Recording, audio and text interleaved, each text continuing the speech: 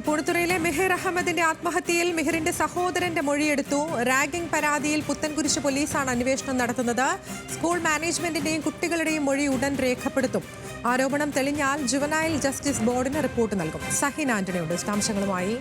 സഹിൻ, ഈ സഹോദരൻ അതേ സ്കൂളിൽ തന്നെയാണോ പഠിക്കുന്നത്? എന്തൊക്കെ കാര്യങ്ങൾ ചോദിച്ചറിയാനാണ് അന്വേഷണ സംഘത്തിന്റെ നീക്കം? ഒപ്പം കേസിന്റെ അന്വേഷണ പുരോഗതി എങ്ങനെയാണ്?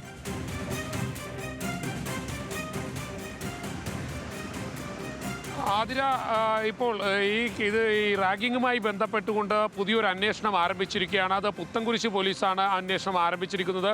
ഒരു പ്രാഥമികമായ അന്വേഷണമാണ് ആരംഭിച്ചിരിക്കുന്നത്.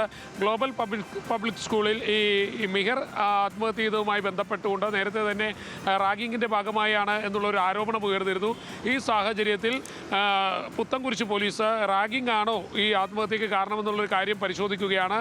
ഒപ്പം തന്നെ ആത്മഹത്യാ പ്രേരണ കുറ്റം ചുമത്തി നേരത്തെ തൃപ്പൂണിത്തുറ പോലീസ് ഈ കേസ് അന്വേഷിക്കുന്നുണ്ട്. ഇതിനിടയിലാണ് പുത്തൻകുരിശ് പോലീസ് കൂടി റാഗിങ്ങുമായി ബന്ധപ്പെട്ടുകൊണ്ടുള്ള കാര്യം പരിശോധിക്കാൻ തീരുമാനിച്ചിരുന്നത്.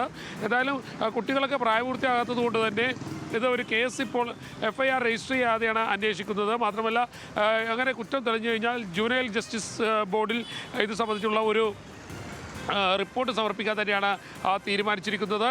മാത്രമല്ല, ഇതിൽ ഒരു പെൺകുട്ടി പ്രായപൂർത്തിയായ പെൺകുട്ടിയാണെന്നുള്ള ഒരു ആരോപണം കുടുംബം ഉന്നയിച്ചിരുന്നു. അക്കാര്യമെല്ലാം പുത്തൻകുരിശ് പോലീസ് പരിശോധിച്ചുകൊണ്ടിരിക്കുകയാണ്.